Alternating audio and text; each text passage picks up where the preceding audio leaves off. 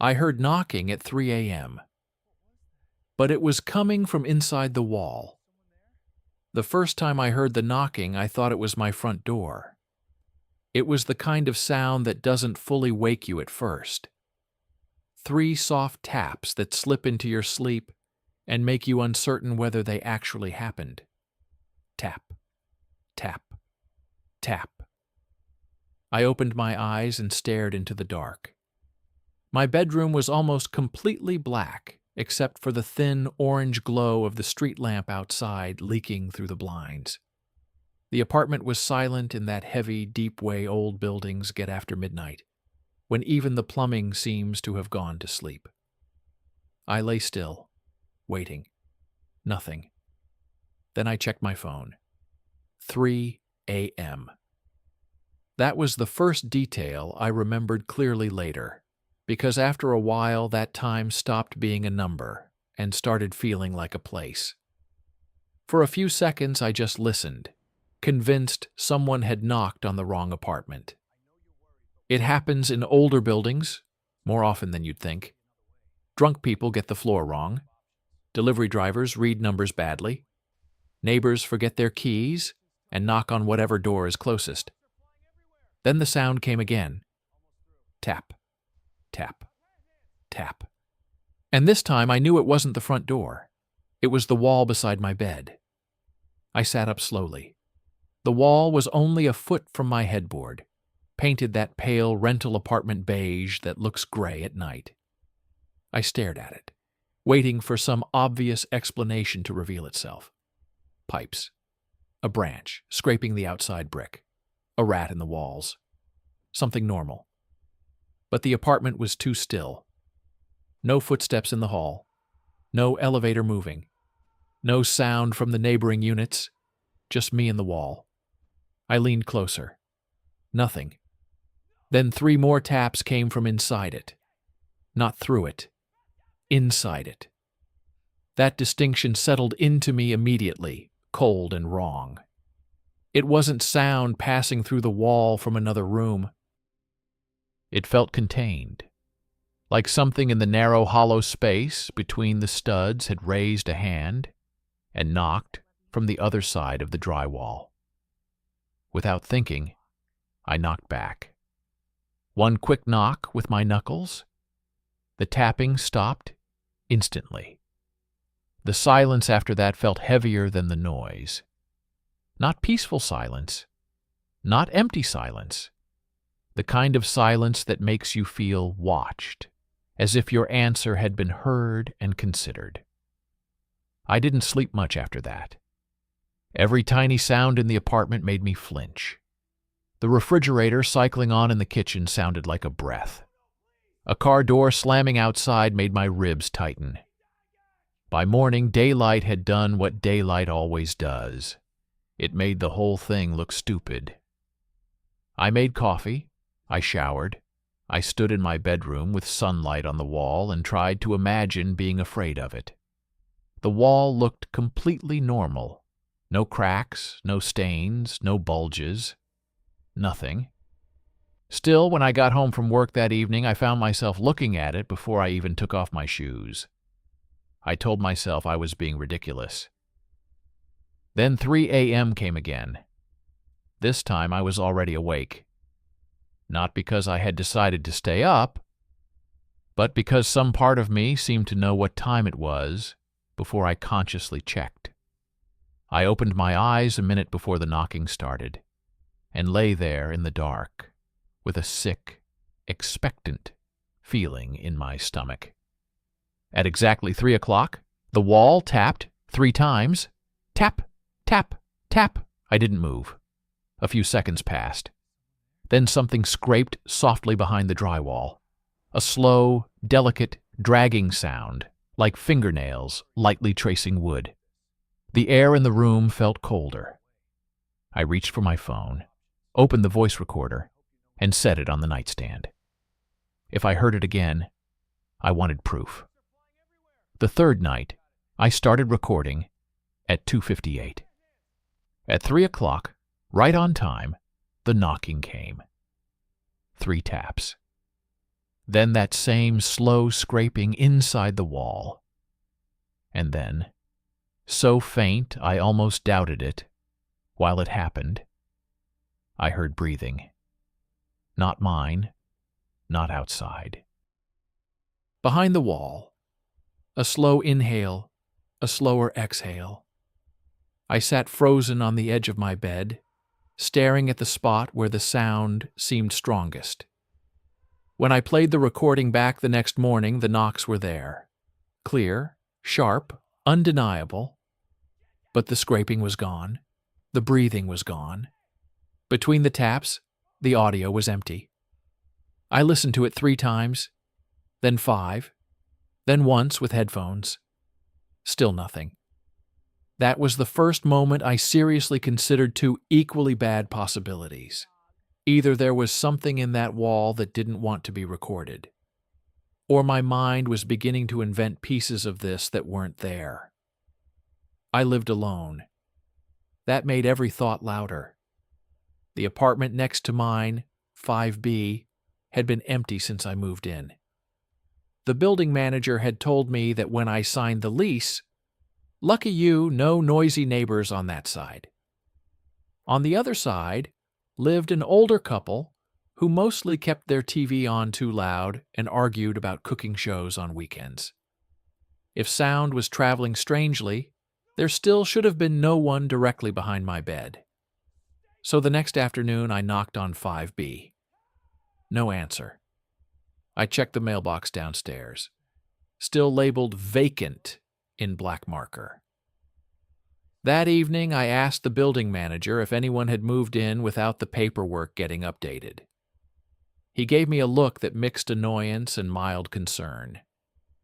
No one's in 5B. I hear knocking from that wall at night. He shrugged. Buildings make sounds. Not like this. He paused a little too long before saying, I can send maintenance tomorrow. That pause stayed with me. Maintenance came the next day around noon, 2 men who looked exhausted before they even got out of the elevator. I told them I thought maybe an animal had gotten into the wall. One of them tapped the drywall with the back of his screwdriver and said, Could be. They cut a neat square out of the wall beside my bed. Inside there was insulation, framing, old wiring stapled along a beam, and a narrow strip of darkness extending between the apartments. Nothing else. No nest. No rat droppings. No trapped animal. No obvious source for 3 deliberate knocks at exactly 3 a.m.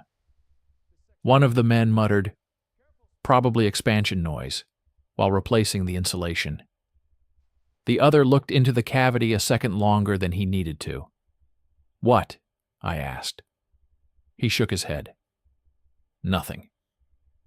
But when they were patching the opening, I noticed something on one of the vertical beams inside the wall. Scratches. Dozens of them. No, hundreds. Tallies. Grouped in sets of 5, carved into the wood with something sharp. And beneath them, cut deeper than the rest, was a sentence. Don't answer it. I stared at the words, my mouth suddenly dry. The worker noticed where I was looking and shifted his body, half blocking the beam as he lifted the drywall patch back into place. Old graffiti, he said. Did you read it? I asked. He didn't answer. They finished the patch, sanded it, and left. That night I moved my bed away from the wall. It felt childish, but it also felt necessary. I dragged the frame and mattress across the room until there were at least 6 feet between my pillow and the fresh patch of drywall. At 3 a.m., the knocking came anyway. Not fainter, not farther. Exactly the same distance from my ears as before. Tap, tap, tap. The room was dark except for the digital clock on my dresser. I sat up, heart racing. Then came a single knock. Tap. Just one. Almost like a correction. I got out of bed and walked toward the wall. The knocking stopped immediately. I stepped back. Tap. Forward. Silence. Back. tap. I did it 3 times, and each time the response came with the same measured patience. Something inside the wall knew where I was in the room. That realization changed the fear into something sharper. Before, it had felt like a disturbing sound. Now it felt like an interaction. I whispered, "Hello?" The response was immediate. Not another knock. A slow, shifting sound, like a person turning over in a narrow space. Then 3 taps came again, lower than before, almost directly at floor level. That night I slept on the couch in the living room with the TV on low. At 3 a.m., the knocking started from the bedroom wall.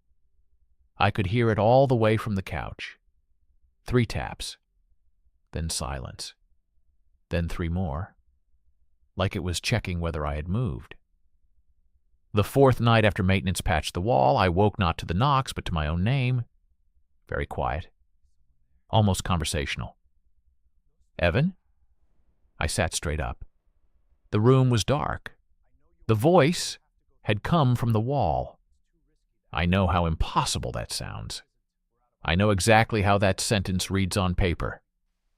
But at that hour, with the room cold and that patched square of drywall faintly visible in the streetlight glow, there was no part of me that could pretend I had dreamed it. I stared at the wall and didn't breathe. Nothing. Then, after maybe 20 seconds, tap, tap, tap. I left the apartment in sweatpants and drove around until sunrise. The next morning, I searched online for the building address, digging past rental listings and old permit records, until I found a neighborhood forum thread from 6 years earlier. Most of it was people complaining about heat and plumbing, but one comment caught my eye. "If you end up in 5C, don't put your bed against the shared wall. And if something knocks at night, don't answer." No explanation. No replies. The account had never posted again. My apartment was 5C. I stared at the screen for a long time. That afternoon, I went downstairs and knocked on the door of Mrs. Koenig, an older woman on the 3rd floor, who always seemed to know everyone's business without ever looking like she was listening. When I mentioned 5C, she didn't invite me in right away. She just watched me through the crack in her door with an expression I couldn't read. Then she said, "Did you answer it?" The question made every muscle in my body go tight. "Yes," I said, quietly. She looked past me down the hallway. "Come in." Her apartment smelled like tea and old books. She kept the blinds half closed even in the daytime. She motioned for me to sit at the table while she filled a kettle. I told her everything. The knocks, the scraping, the breath behind the wall, the tally marks, the voice saying my name. She listened without interrupting. When I finished, she nodded once, as if I had confirmed something she already knew. "There was a woman in your unit years ago," she said. "Lived there alone, at least at first.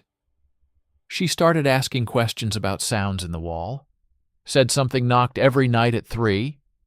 Management told her it was pipes. What happened to her?" Mrs. Koenig took too long to answer.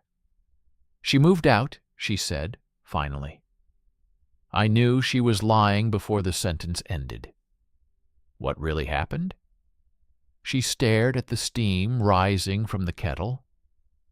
"One night the neighbors heard her screaming," she said. Not long, just once, like she was surprised. When the manager opened the apartment the next morning, there was no one there. "She disappeared?" Mrs. Koenig nodded. "There was blood?" I asked. "No," she said immediately. "Nothing like that. The apartment was clean, bed pushed away from the wall, front door locked from the inside. The only thing strange was the wall itself." "What about it?" She looked at me then. "The patch. My skin went cold. There was already a patch. She nodded again.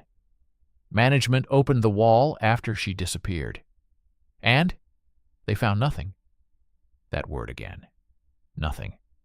It was starting to sound less like absence and more like a deliberate answer. I asked whether anyone else had heard the knocking. Mrs. Koenig's expression changed slightly. There was a dog, she said. That surprised me enough to shake me out of my own fear for a second. A dog? In 5B? The tenant before it went vacant had a large dog. Shepherd mix, I think. Sweet animal, except at night. It used to bark at the shared wall for hours, snarl at it, scratch at it. The owner said it acted like someone was trapped inside. I felt my pulse in my throat. What happened to the dog? She gave a tiny shrug. Gone with the tenant. Then, more quietly, animals notice things before people do. When I left her apartment, she stopped me at the door and said, "If it speaks to you again, don't answer. If it knocks, don't knock back. And if you hear it move to another wall," she paused, "don't stay there." That night, I did exactly what she told me not to do. Not because I wanted to, because panic makes stupid people out of anyone. I stayed awake in the bedroom with all the lights on, sitting in the chair by my desk with a kitchen knife in my lap like it was going to matter. The patched wall looked almost harmless in the bright light. Flat. Fresh paint still a slightly different shade than the rest of the room. At 3 a.m. the knocking started, but not from the patch. From the wall opposite it. 3 taps behind my dresser. I stared at that wall, frozen. Then the original patch tapped 3 times in answer. The sound moved again. 3 taps from near the closet. 3 more from beside the window. The apartment went cold. Not drafty. Not winter cold. The kind of cold that feels hollow, like warmth has been removed from the air molecule by molecule. Then every wall in the room tapped once, at the same time. A dull, flat sound from all sides. I stood up so quickly the chair tipped over. And a voice whispered from the wall near the closet. "You moved the bed." The line was delivered with such calm disappointment that it frightened me more than if it had screamed. I bolted for the living room. Behind me, something scratched rapidly inside the bedroom wall, moving fast enough that I could track its progress by sound. Not following me through open space, through the walls behind them, keeping pace as I crossed the apartment. When I reached the living room, 3 knocks came from the wall beside the couch, then from the kitchen, then from the bathroom. By the time I got to the front door, the entire apartment felt occupied by something that didn't need the rooms, only the spaces between them. I slept in my car that night in a supermarket parking lot. The next morning I went back, only because I needed clothes and my laptop. I told myself I'd move out that same day. When I opened the apartment door, the first thing I noticed was the smell. Wet dog. Not strong. Faint, but unmistakable. The second thing I noticed was mud on the hallway floor. Not shoe prints. Paw prints. Large ones. 4 clear prints leading from my bedroom to the bathroom, and then vanishing halfway across the tile. I followed them with my eyes, pulse hammering. The bathroom door was ajar. Inside, the mirror had been fogged from the inside.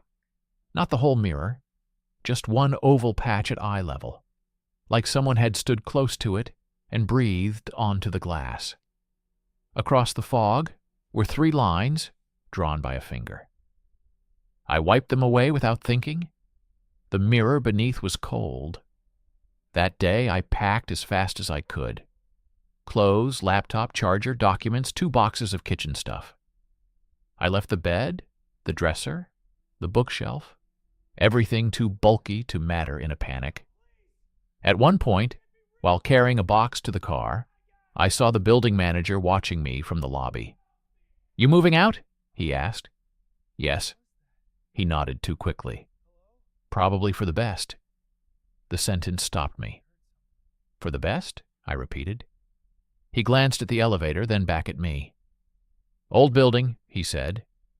"People don't always stay." I set the box down. "How many people complained before me?" He didn't answer. "How many heard the knocking?" Still nothing. I stepped closer. "How many went missing?" That made him finally look at me properly. "Don't say that," he said quietly. "Why?" "Because if you say it out loud, it makes you part of it." I stared at him. Then he did something strange. He reached into the pocket of his jacket and held something out to me. A small brass key. "What is that?" "Storage closet key," he said. "Basement, left side. What's in there?" He looked exhausted all of a sudden. "Things people leave behind." He walked away before I could ask more. I should have ignored him. Instead, after I packed the last of what I could carry, I went to the basement. The storage closet was narrow and smelled like damp cardboard and mold. Metal shelves lined the walls. On them were boxes, a lamp with a broken shade, folded chairs, old paint cans. At first glance, it looked exactly like what he had said. A graveyard of abandoned things. Then I noticed the labels. 5C, 5C, 5C. 3 different boxes, marked with my apartment number in different handwriting. My hands shook as I opened the first one. Inside was a stack of old mail, women's clothes, and a framed photograph of a smiling woman holding a large shepherd mix dog outside the building entrance. She looked normal, happy. The dog's ears were alert, eyes fixed not on the camera but on something just beyond the frame. On the back of the photo, written in blue ink, "Luca wouldn't stop barking at the bedroom wall." I opened the second box. Men's clothing, a pair of shoes, a cracked phone, a spiral notebook. Most of the pages were blank, but halfway through there were entries, each one shorter than the last, as if whoever wrote them was losing either time or patience. "March 4th, heard knocking at 3, thought neighbor. March 6th, it stops if I answer. That feels bad somehow. March 8th, moved bed, it found me anyway. March 10th, there's no space in that wall, I checked. March 11th, I think it wants to be let out or let in. Not sure which is worse. March 12th, dog in 5B won't stop. Thank God for the dog. March 14th, if someone finds this, don't answer the wall. Don't say your name. Don't ask who's there. The last page with writing had only one sentence, pressed so hard into the paper that it tore through. It learned the room before it learned me. I didn't open the third box. I left the closet, locked it, and drove away from the building with my trunk half full and my windows down, even though it was cold outside. For a while, moving worked. I rented a small room from a friend of a friend across town. Different building, different neighborhood. Brick walls instead of drywall. The bed wasn't placed against anything shared. For 2 weeks, nothing happened. Then one night I woke at 2:59 for no reason. I lay there in the dark, with my heart already beating too fast. At 3 a.m., 3 knocks came from inside the wardrobe. I left before sunrise. After that, the pattern changed. It wasn't tied to one apartment anymore. Or maybe it never had been. Maybe the first room had simply been where it noticed me clearly enough to start learning. Every new place bought me a little time. Then the knocks returned from some other enclosed space. Inside a closet, behind a bathroom cabinet, beneath a windowsill where the plaster sounded hollow when tapped. Always 3 a.m., always 3 taps.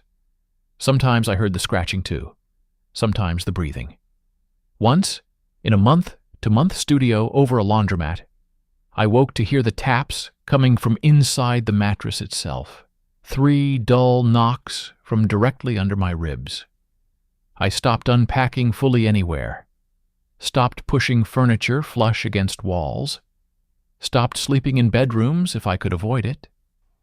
I'd sleep on couches, on air mattresses, once even in a bathtub with the lights on and the bathroom door locked, like that would mean anything. Nothing stopped it permanently. But the dog, that changed.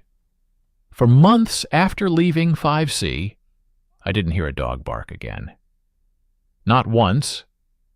I started to think that part had belonged to that building, to 5B, to the woman in the photograph, and the shepherd mix with the alert eyes. Then, in a short-term rental on the far edge of the city, I woke at 3 a.m. to 3 knocks from behind the kitchen wall. And outside on the street below, a dog started barking. Just one dog, somewhere in the dark, beyond the parking lot. Barking at nothing I could see. The sound hit me with such relief I nearly cried. Because the dog wasn't part of it. The dog was warning me. It had always been warning someone. From then on, the rules became the only thing I trusted. If I heard the dog, I left. If I heard the tapping and no dog, I did not stay in the room. If anything in the wall spoke, I did not answer. I made a list in my phone. Don't knock back. Don't say your name. Don't move closer to the sound. Don't sleep with your bed against a shared wall. If a dog barks, leave immediately. If no dog barks, it's already too close. It sounds insane written out like that. Maybe it is insane. But I'm alive, and some of the people who heard it before me might not be. So I keep the rules. 3 nights ago, in the room I'm in now, I heard it again. Different city. Cheap motel by the highway. Thin floral curtains. Beige wallpaper. The kind of room you can never fully believe has been cleaned. At 2:57, I woke without knowing why. At 3 o'clock, 3 taps came from inside the wall behind the television. I stayed still. No scratching. No breathing. Then, from somewhere outside in the parking lot, a dog barked once. Then again. Then a series of furious barks pointed straight at the side of the building. Relief hit me so hard, it made my hands shake. I was out of that room in under 30 seconds.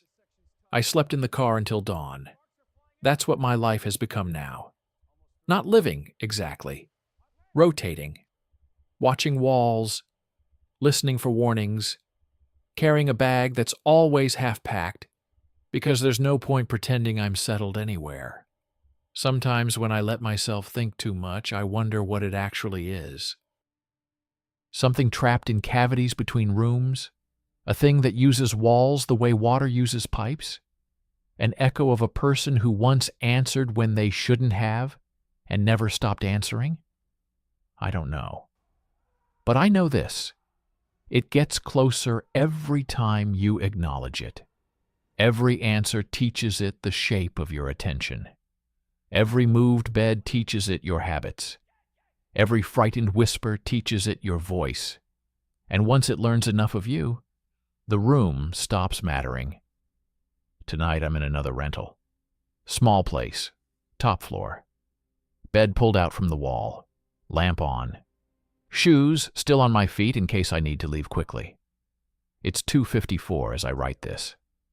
I haven't unpacked. I won't. The room is quiet except for the hum of a mini fridge and occasional cars outside. I've checked the walls twice already, tapping lightly for hollow spots. Like I somehow still believe that knowing the geography of a room will save me. It won't. In 6 minutes, I'll know whether I get another night or not. If I hear the dog first, I leave. If I hear the tapping first, I leave faster. And if, for the first time in weeks, I hear no knocking at all, that might be the worst sign of all. Because silence at 3 a.m. doesn't mean it's gone. It might mean it's finally found a way not to need the wall anymore. It's 2:59 now. The lamp buzzes faintly. I can hear my own breathing. The wall behind the bed is still. No dog outside, no traffic, no footsteps in the hall. Just that waiting kind of silence, the one I know too well now. And there, just now, 3 soft taps. Not behind me. Under me. From inside the floor.